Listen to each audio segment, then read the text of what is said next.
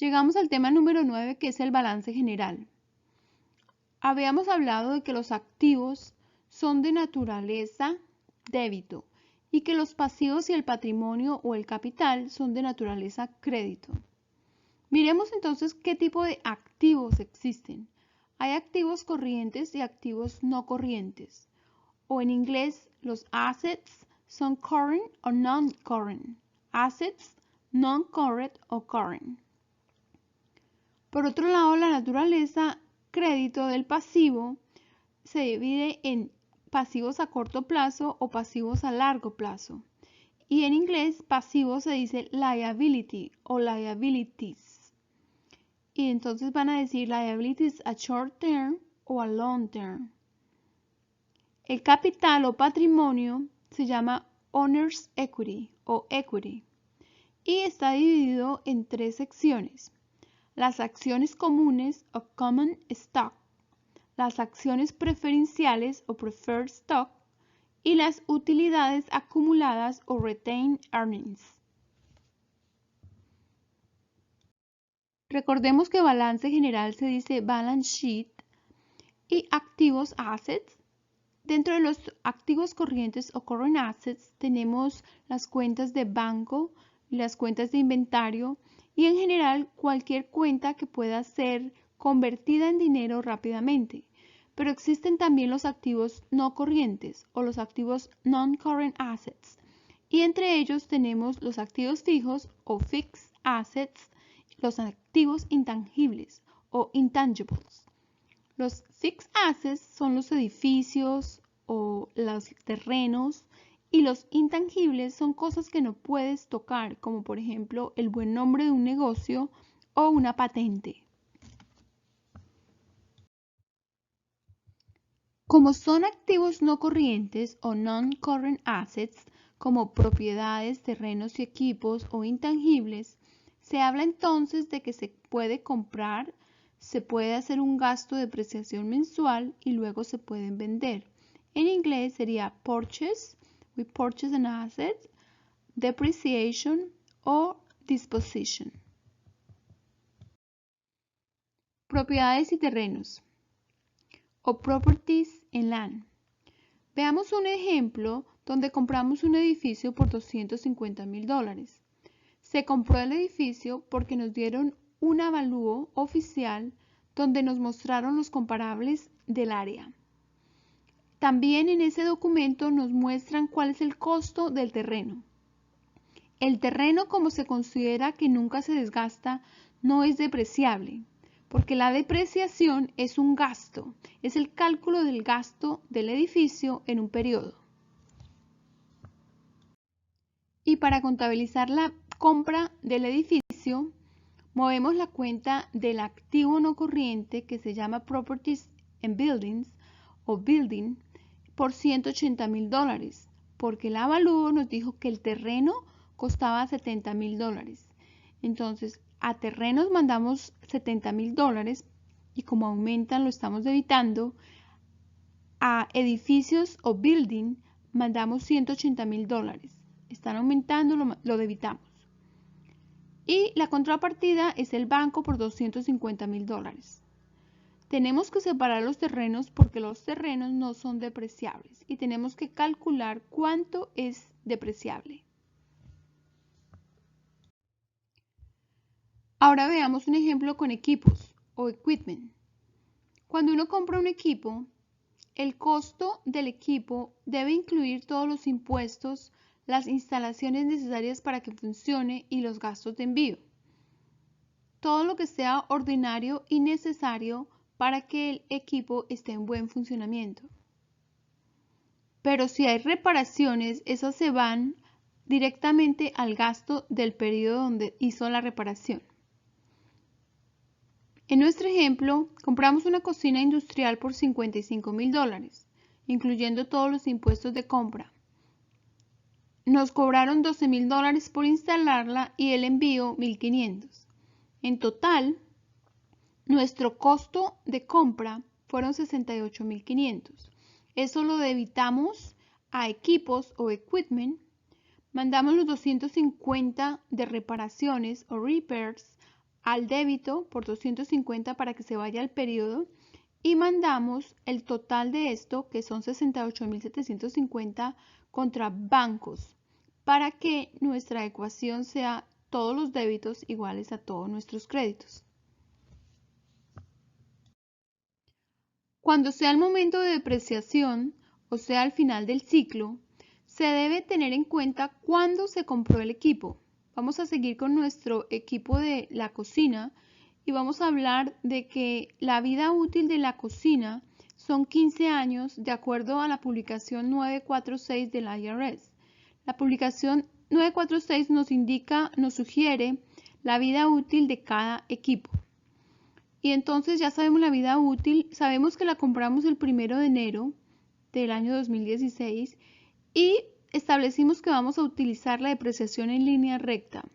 La depreciación en línea recta o el cálculo de la depreciación por línea recta es tan sencillo como calcular el costo total dividido en el número de años de vida útil.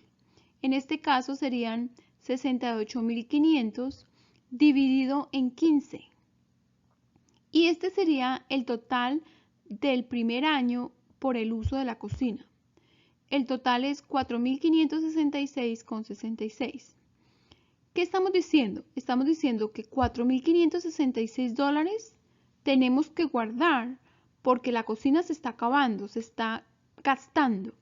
Entonces lo mandamos al gasto de depreciación por 4.566, como es un gasto, se va al débito, y lo mandamos contra una cuenta del balance general, que es una cuenta contra cuenta que se llama depreciación acumulada o accumulated depreciation por 4.566,66. Registremos la venta de un activo. En inglés es disposition.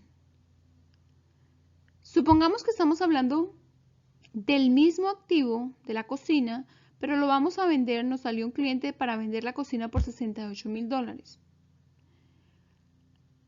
Ahora bien, en nuestros libros, la base del precio de la cocina es por lo que la compramos menos la depreciación, o sea, 68.500 menos 4.566.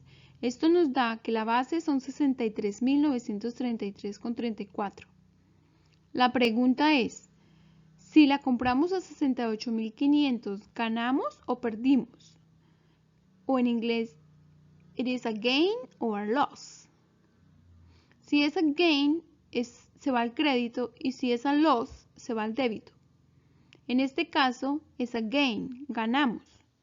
Entonces, cuando nos paguen los 68.000 dólares, vamos a meterlo a bancos en el débito, a disposition gain por 4.066 al crédito, y vamos a limpiar o a poner en cero nuestra cuenta de equipos por 63.933,34.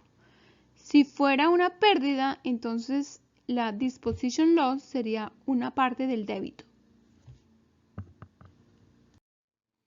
Siguiendo con los activos no corrientes, miremos los intangibles o intangibles. Cuando se habla de los intangibles, ya no se habla de depreciación, se habla de amortización. Ejemplos de intangibles son las patentes, los derechos de autor y las marcas. Y cuando se habla de el goodwill, ya no se habla de amortización ni depreciación. Se habla de que el goodwill está impedido. No se puede depreciar ni amortizar. El goodwill en español se dice simplemente el buen nombre de la compañía y se genera cuando se compra una compañía por un precio mayor del que realmente están los libros. Hablemos de los intangibles. Los intangibles se amortizan y la amortización depende de qué tipo de intangible es. Para las patentes se amortizan por 17 años, los derechos de autor, la vida del autor más 70 años, las marcas, la vida útil determinada cuando se registró. Para contabilizarla, se lleva el gasto de amortización al débito por el valor de la amortización de acuerdo a la vida útil. En inglés esto es amortization expense. y se acredita contra una cuenta que se llama amortización acumulada o en inglés Accumulated Depreciation. La Accumulated Depreciation hace parte del balance general para mostrar los activos de forma neta.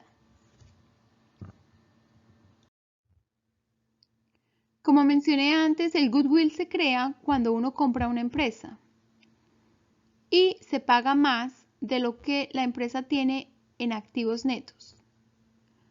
Miremos este ejemplo. Compré una empresa y el precio de compra fueron $155,000. El valor neto de los activos comprados era solo $121,500. ¿Pagué más? Sí, claro que pagué más. La diferencia se llama goodwill. La diferencia en este caso eran $33,500. ¿Por qué se paga más por una empresa? Normalmente se hace por la lista de los clientes, la reputación de la empresa o por una estrategia empresarial. En este caso, vamos a registrar los activos netos que tiene la empresa uno a uno para que nos dé el total de los $121,500. Después, contabilizamos el goodwill como un débito porque está aumentando y es un activo por $33,500 contra la partida de bancos que fue el total que pagamos por $155,500. Vamos a repasar lo que hemos aprendido hasta el momento con respecto al balance general o balance sheet. Los activos son de naturaleza débito, los pasivos son de naturaleza crédito. Tenemos los activos corrientes y los no corrientes o current and non-current. Y tenemos los pasivos a corto y a largo plazo o liabilities a short term and long term. Los pasivos a corto plazo son los pasivos que tenemos que pagar a menos de un año. Aquí tenemos las cuentas por pagar, los impuestos por pagar, la nómina acumulada por pagar, los ingresos no ganados hasta el momento. En inglés esto es accounts payables, income tax payable, accrual payroll y unearned revenue. Un ejemplo de ingresos no ganados es las gift cards o los certificados de regalo. A largo plazo tenemos todas las cuentas que tenemos que pagar y nos dieron plazo de más de un año. Esto es préstamos por pagar, notas por pagar y bonos por pagar. Cuando se dice por pagar, la palabra clave es payable. Entonces sería loan payable, notes payable o bonds payable. Hasta el momento hemos visto nuestra ecuación fundamental que activo menos pasivo igual a patrimonio o assets equal liability plus equity. Pero no hemos visto detalles sobre equity. Vamos a hablar en la siguiente pantalla de equity o capital o patrimonio. Cuando se habla del patrimonio en una corporación, se habla de acciones comunes, acciones preferenciales y de la utilidad acumulada. Una acción común nos da derecho a votar y a recibir dividendos. Las acciones preferenciales no dan derecho a votar, pero sí a recibir dividendos antes de que los dividendos sean pagados a las acciones comunes, en caso de algún problema. La utilidad acumulada es la sumatoria de todas las utilidades de cada periodo. En inglés, acciones comunes se dice common stock, voting rights es derecho a votar, dividends es dividendos, acciones preferenciales se dice preferred stock y no derecho a votar se dice no voting rights. Utilidad acumulada es retained earnings. Hablemos de un ejemplo de acciones. Una corporación abrió y como es una corporación tiene acciones y determinaron el valor nominal de las acciones, de las 1,000 acciones por 75 centavos. Esto sería 0.75 por 1,000 que pasa a ser acciones comunes. Pero en enero del 2016 la compañía vende acciones a $20 por acción, ofrece las 1,000 acciones. Sería 20 por 1,000, 20,000 menos los 750 sería 19,250. Esos 19.250 se contabilizan como capital pagado adicional y es un crédito contra bancos por los $20.000 que ha recibido.